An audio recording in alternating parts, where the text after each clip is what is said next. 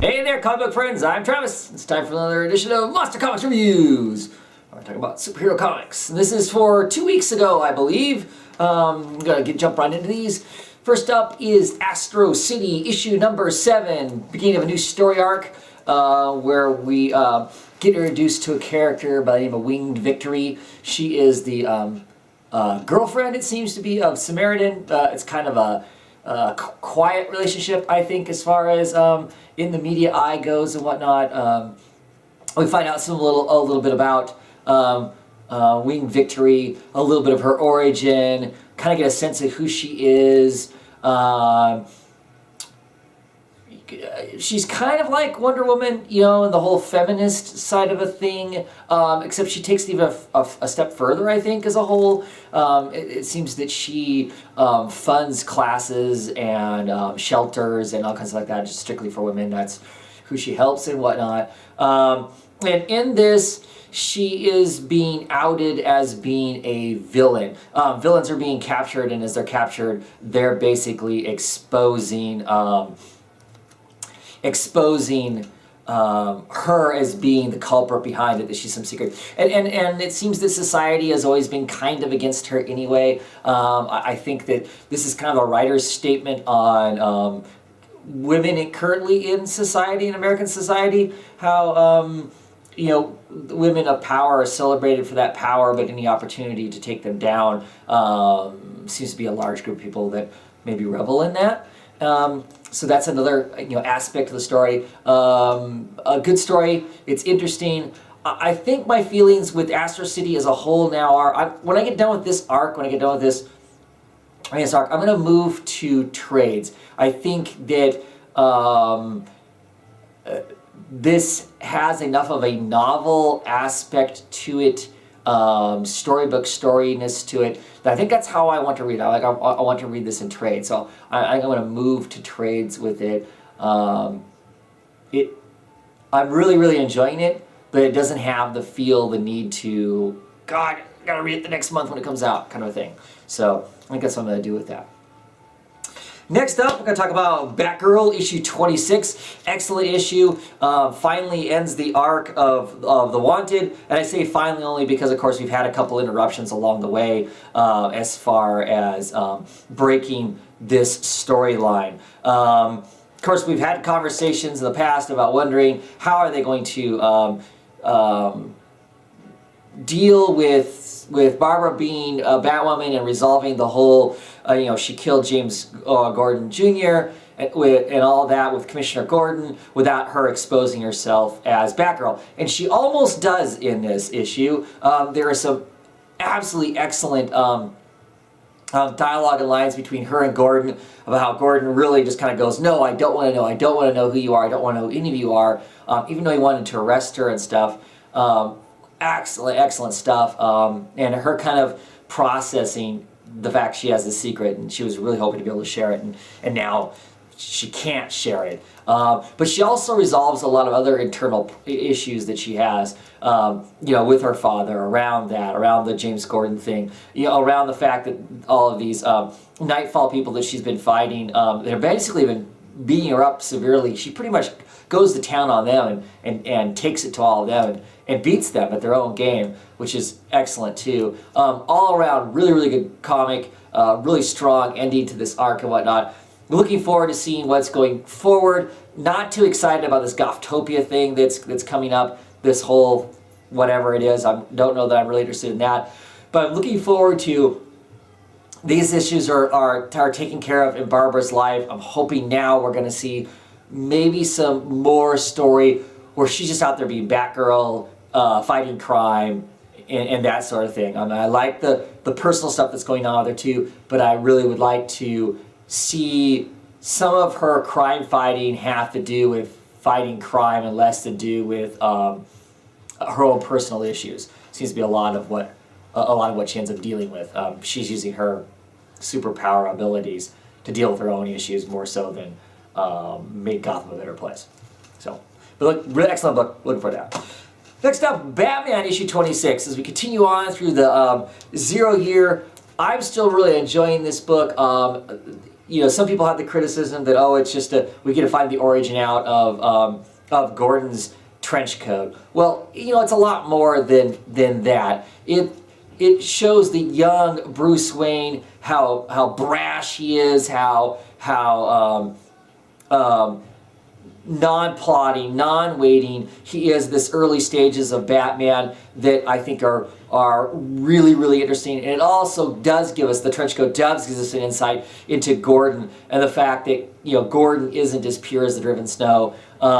He does have some of his own ghosts that he has to feel like he has to answer to and whatnot. I think it makes him more human, more like a real person, and more dynamic and interesting. I think that's really great. I'm still really enjoying the 0 year. Really still curious to see where this whole thing ends up at in 2 or 3 issues when it all ties itself up.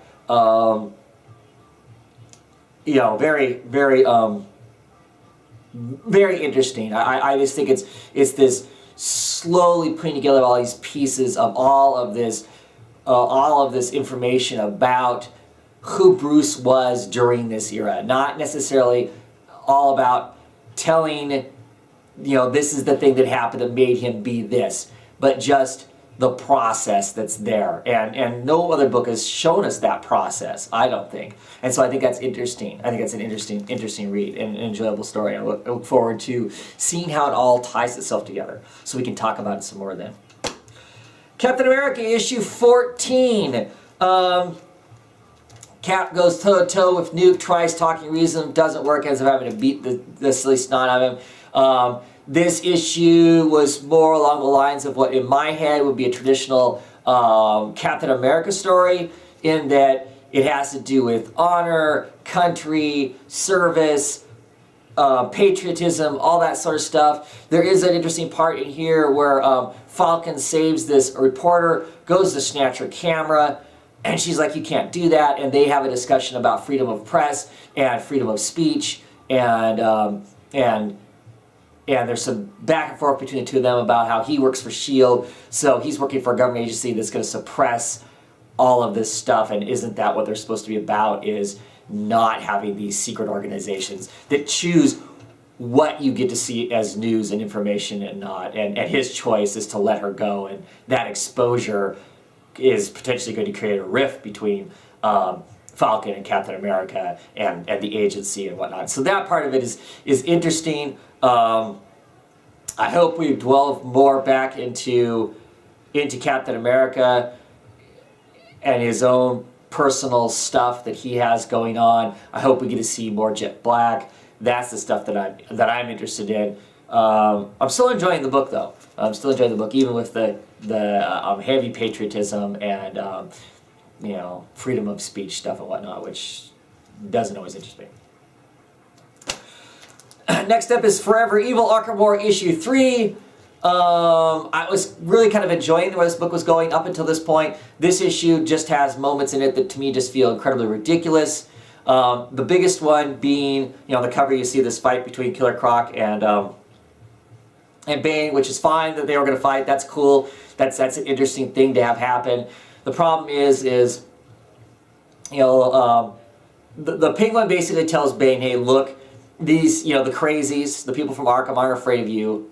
They're not that threatened by you because, you know what, they've lived in a city that up until this point has had the biggest, baddest monster in it that there could ever be, and that was Batman. And Batman's who frightens them. That's what keeps them in line. That's what makes them, cower and lose sleep at night and all that kind of stuff.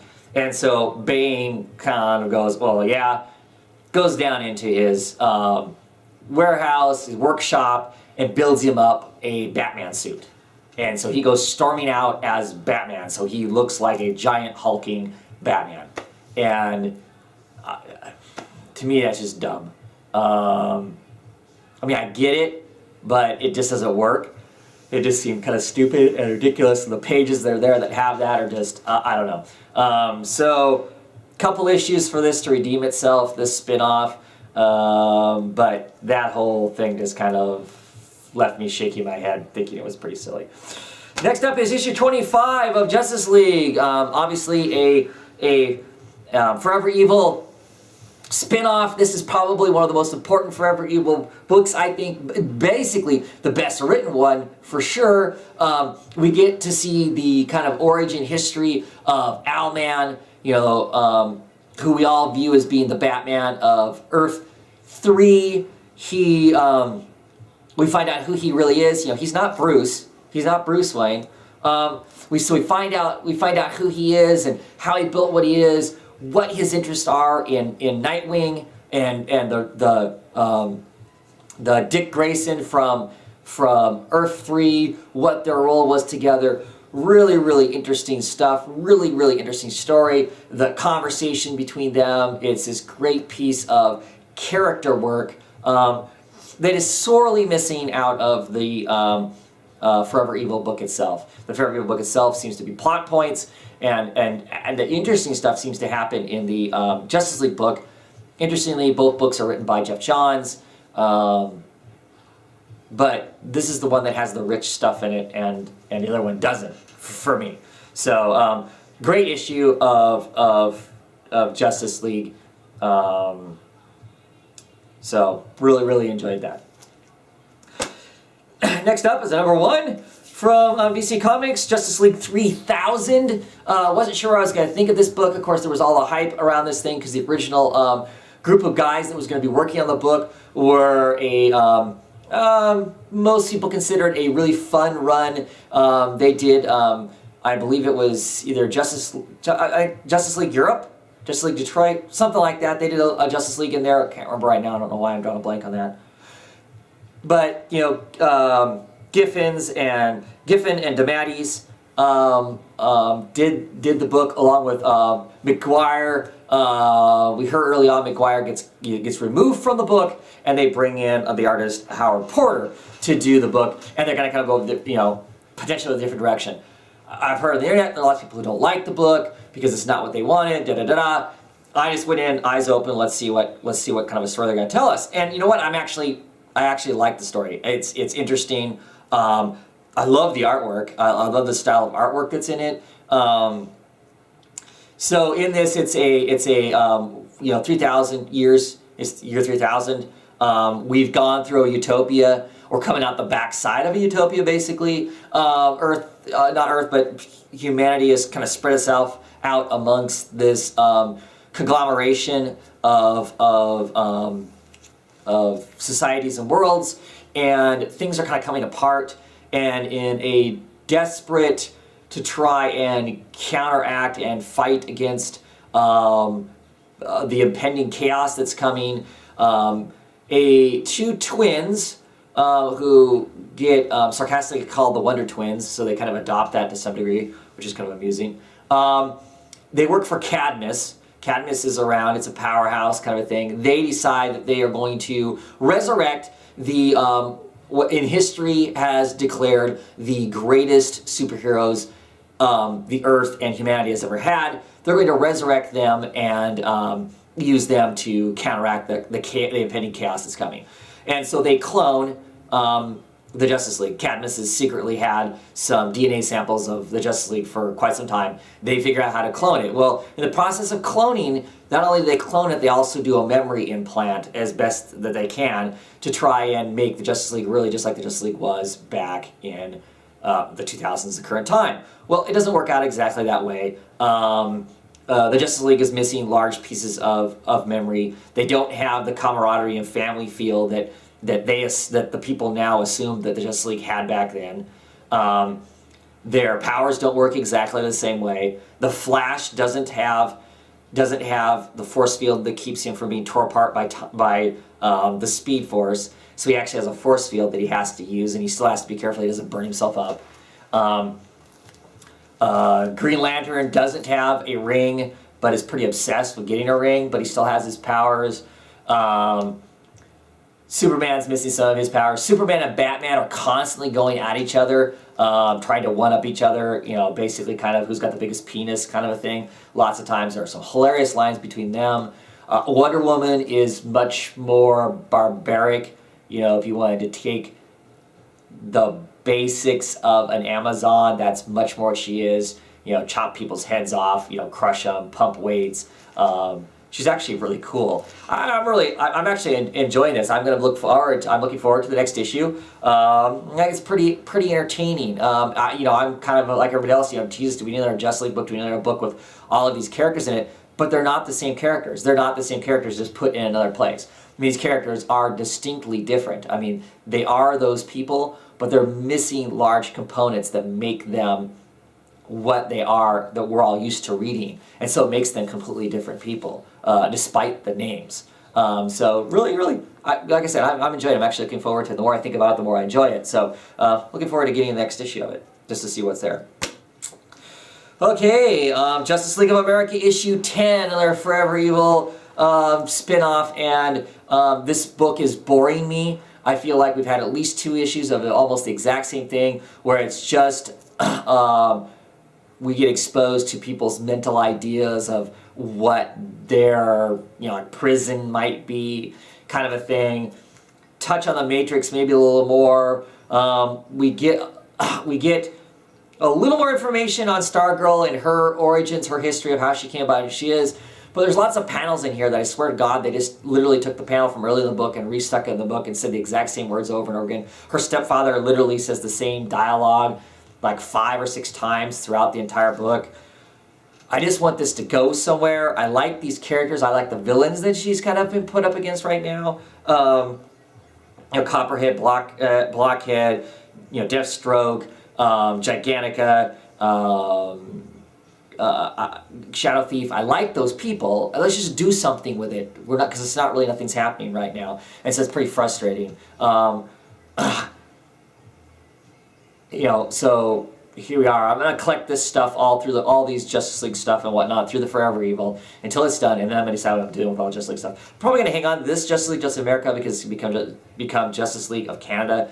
I am kind of interested to see what goes on with that, so this one I'll hang out with. But if the Justice League of Canada wasn't coming and it was going to be more of this, I'd probably be done with this book because it just hasn't been that entertaining. Okay, next is Marvel Knights Hulk issue 1. First off, I've never purchased a Hulk comic book in my life. This is the first Hulk comic book I've ever bought. I've read Hulk comic books. I've read about the Hulk. I've read Hulk and other stuff, but I've never just gone out and bought a Incredible Hulk comic book. So this is my first purchase of the Incredible Hulk comic book. Of course, it's a kind of an Elseworlds story kind of a thing. Really liking it. I'm not really familiar with the writer Joe Kinningham, but I am familiar with Pietro Kowalski. He is the artist for the Image book Sex, which I really like the art in that book, but the story was boring, so that's why I dropped it. So I was kind of excited to see him do a superhero, a traditional superhero book, or closer to that. I've been digging the Marvel Knights stuff that I've read so far, so I figured I'd give this one a try. Really enjoyed this first issue. It's, you know, Banner wakes up kind of with amnesia, floating down a river in Paris, France. He's rescued by a woman, somewhat nursed back to health. We find out that, you know, S.H.I.E.L.D. is out there. There's this kind of fringe group of S.H.I.E.L.D. that really thinks that S.H.I.E.L.D. should be overthrown because S.H.I.E.L.D.'s not doing their job. And they want to prove they can do their job by taking down something that's never been able to be taken down, the Incredible Hulk. So they send these field agents after Banner, who doesn't really know who he is, but he's running from them. You know, he's starting to turn into the Hulk. They actually inject themselves with these things that turn them into a version of Hulks that they've developed, but they just get huge. I mean, they get like Godzilla-sized huge, picking up trains and just utter massive collateral damage as these things are smashing around trying to get to him to destroy him, for lack of anything else. So you've got Banner in his amnesia self to figure out how he got where he is, what's going on, and then this kind of secret agency that's even more secret than the S.H.I.E.L.D. Storming in and trying to get him and trying to usurp S.H.I.E.L.D. at the same time. Not sure exactly what's going to go on in the book, but really interesting. You know, beautiful art on it. Excited to be reading it. It's another one I'm really happy that I chose to pick it up as far as the Marvel Knights stuff. Really cool. Okay, next up is Suicide Squad, issue 26. Yes, I've jumped back on this book.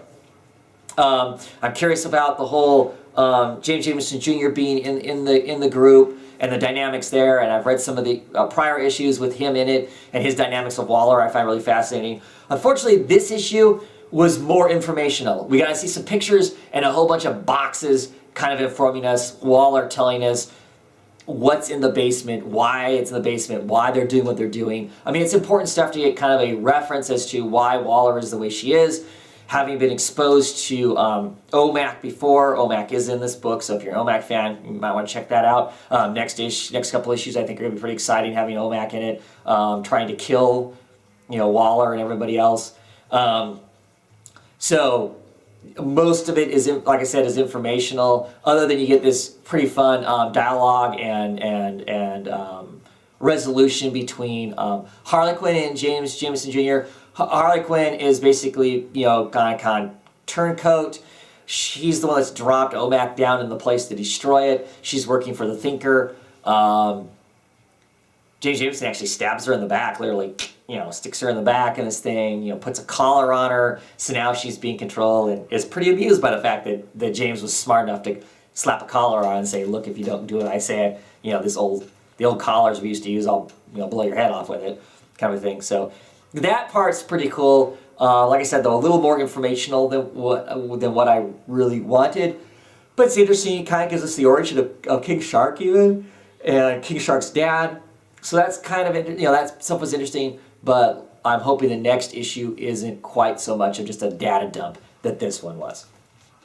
And finally, for this week, we have Superior Foes of Spider-Man issue number 6. As funny as ever. This issue is great. Boomerang goes out on a date with the girl that he's found in this bar. They go to a baseball game. Of course, it's the baseball stadium that he used to play baseball in, that he's been kicked out and whatnot. He has to wear glasses to hide his thing. He has this wonderful fantasy of getting married and having a life with this woman, which is hilarious because even in his fantasy, things aren't right. It's ridiculously funny things in it, like the fact that you see a picture of him getting married. His best man is, I'm not sure who the character is, but he's a guy who's on fire. His head's on fire, and whatnot. And then later on, it shows that his wife has given birth, and he's got the baby in his hand, and the baby's head is on fire too. So obviously, she's even in his fantasies. His lovely wife is sleeping with the best man. Just hilarious stuff. The Owl has caught the rest of the Sinister Six, and they're being all tough and acting like all this different things are going on and whatnot. And they find out that they've kind of been screwed. And then we find out this big reveal at the very end of it of who this new Beetle, who her father is, and some interesting stuff could be going forward and whatnot. Just a really fun and amusing book. Great for the $2.99 price, I think. Really fun. I don't think enough people are talking about the book, and hopefully more people will read the book. The writer Nick Spencer has been on Twitter quite a bit lately, talking about the fact that books that start to get a little longer in the tooth, that aren't number ones, don't get the press that the newer books do, and so he's always worried about how long will a book last. It's kind of limits what writers plan to do. Because they can't plan those long story arcs anymore, telling great runs of books, because they're threatened by it being truncated so much and whatnot. So, interesting. Hope more people pick up the Superior Foes of Spider-Man. I believe the first trade comes out January or February. Pick that up if you happen to read, if you can't find the singles. But it's fun. It's a great read. Anyway, that's it for this week. As far as superhero books go, hope everyone else is having a great one. Bye.